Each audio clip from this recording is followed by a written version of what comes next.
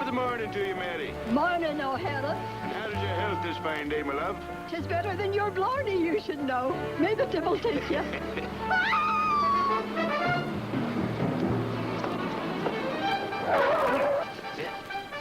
You're all right. You're all right there.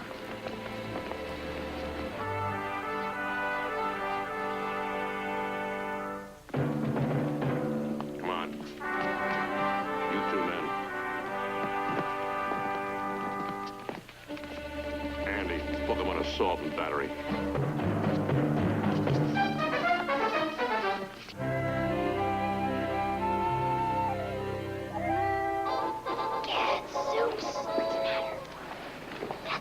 The shop.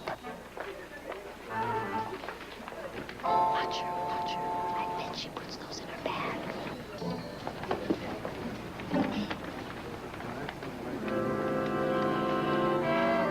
See, I told ya. What are we gonna do?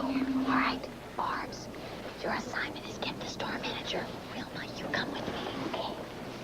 This'll do.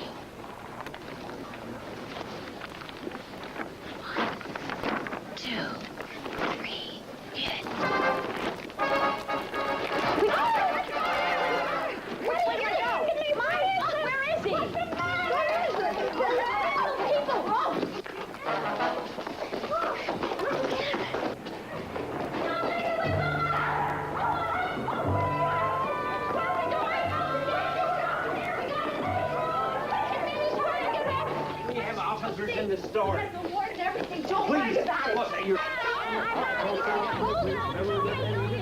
Now, look, will everybody please calm down? We'll straighten this thing out. Oh, take that thing off of me. What's the matter? Is everybody crazy around here? Now, look, madam, if you haven't taken anything, you have nothing to worry about. Here, check her bag. Never in my life have I been so insulted. Well, there's nothing in here except wrapped packages. Where do you get this stuff about Annie the Shop? That's who she is, Mr. Gillard. I've seen her poster. I'd know Annie the Shop anywhere. Well, here, I'd like to see her prove she's not. Madam, do you have any identification, please? Definitely. Thank you, madam. Mrs. J.P. Collingsworth, 1845, Primero Road. Your husband couldn't be. It's such a wild coincidence. You mean your husband's name is? Mayor John P. Collingsworth.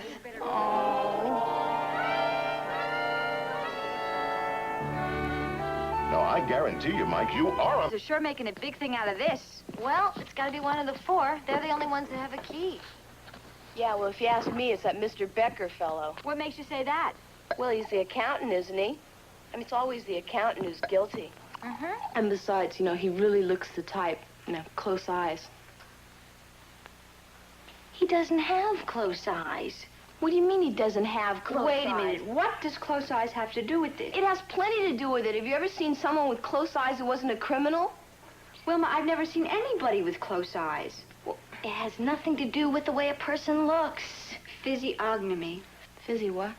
Ognomy. Now, the real problem here is that my dad just can't crack their alibis. Boy, he really needs my help. Mike, did you ever stop to think your father might not want your help? Oh, Mr. O'Hara. Oh, excuse me. It might be important. It's the commissioner. Yeah, I know, but look, one guy goes to a band concert alone. Another one sits and watches TV alone. Another one takes a walk alone. I know they can't prove they did these things, but I can't prove that they didn't. You could prove it if you found one that had a motive. Well, they all had motives. And the partner had him insured, and the personnel manager is his nephew who stands to inherit a piece of the business. The accountant could have... Mike. What? I understand your problem, Mike, but I don't think the mayor does. Dan, tell the mayor to give me a little more time. And don't worry, I'll smoke him out. Smoke him out. That's it. That's what we gotta do. Smoke who out? A killer. You see, there's no such thing as the perfect crime. There's always someone who sees something. Some kind of eyewitness. Well, there was the janitor. That's right.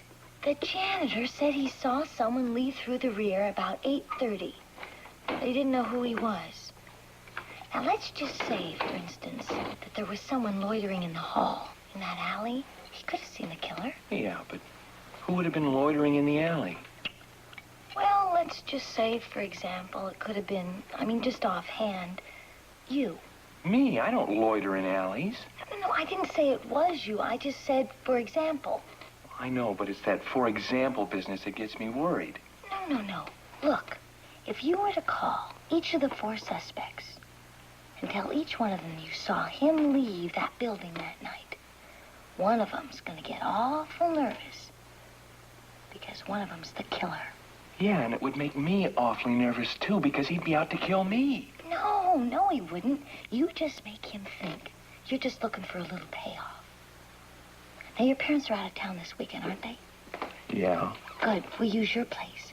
Now, you tell him to be there between 9 and 9:30, or else. Or else what? Or else at 9:30, you call the DA and you turn him in. Now, he's got to show up for that. And when he does, we trap him. And we better board up the windows. That way, he can't escape.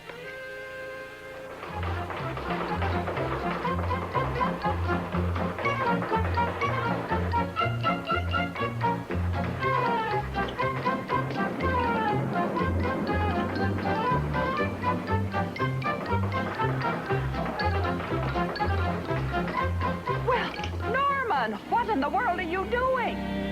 Well, we're boarding up the window. Well, I can see that, but why? Why?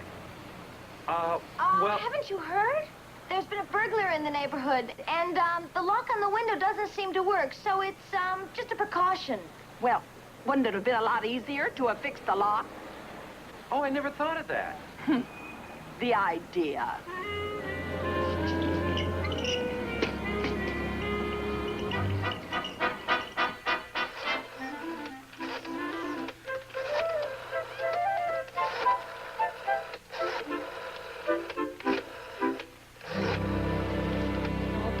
Don't act nervous. I can't help it. Things like this make me nervous. Well, think about something else.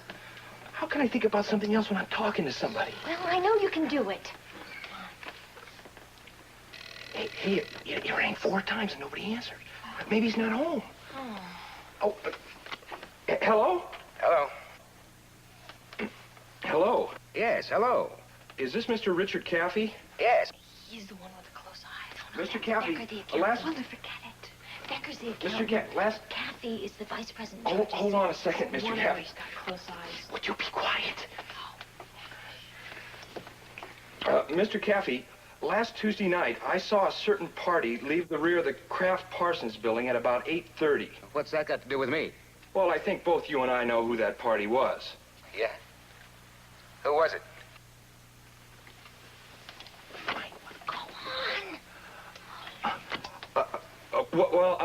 Look, Caffey, we have to make a little deal.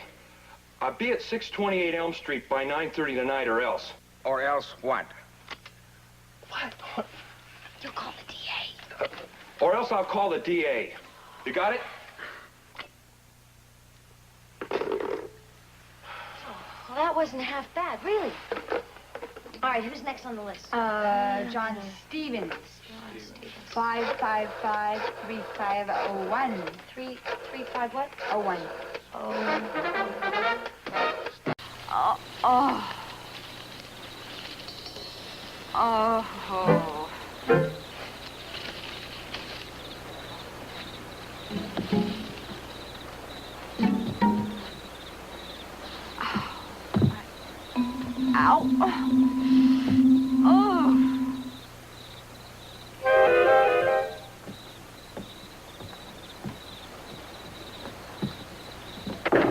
You hear that? The front door is here. Wilma! I don't believe this whole thing. I mean, it's just rotten. What are you doing here? You could scare a person to death. Okay, but I'm getting awfully tired of these bushes, Mike. Can't we just call it quits for tonight? It's only 9:30. Maybe his watch was slow or something. Yeah, he didn't synchronize. Look, he's gonna be here. Okay. I don't want Let's this. call this quits pretty soon. I mean, I'm beginning to itch. The bushes scratch my glasses. I have a headache. Of all jobs to give me, they give me the dumbest job. Why me? I didn't do anything.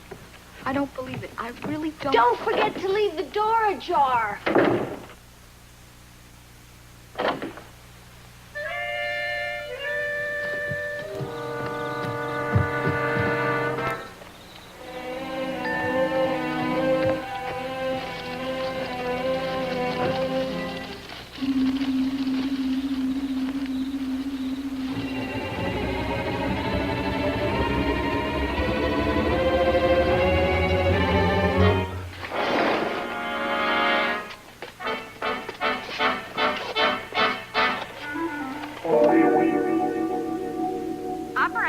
The police department, please. And hurry. Car 74, come in. Car 74. Charlie, there's a burglary at 628 Elm. Get over there right away. We're on our way, but it'll take a few minutes. Roger. Andy, this is Captain O'Hara. I'm over at Cypress and Peach. Elm's only a couple of blocks away. I'll hit the place before the guy has a chance to get away. Okay, Captain. But be careful. Andy, I've been a cop for 16 years.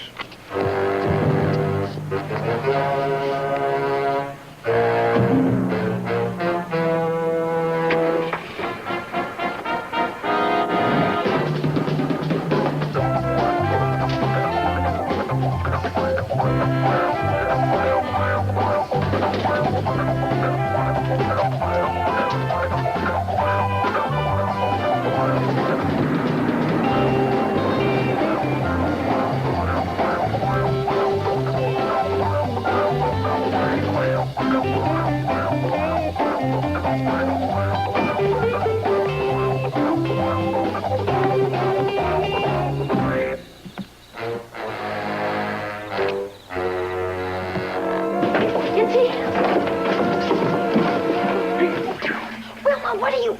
This is for real. Get in there.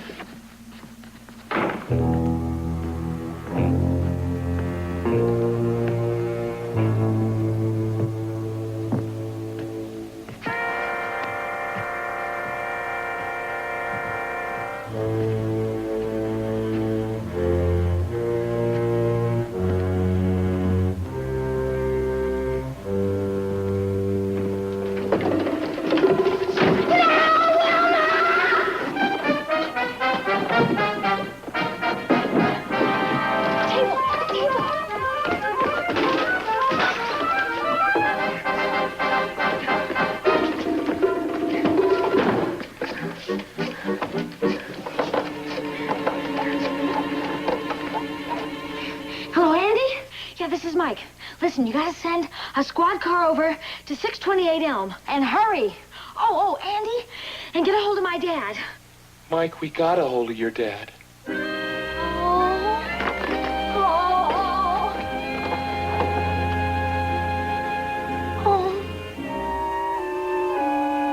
Hi, Dad. We've got to get him out of there. Do you think it's safe? No, but we can't just leave him in there. Why not? Well, maybe we can explain. I can't explain anything. Norman, I can't do it by myself. You're gonna have to help me. Now, come on, please.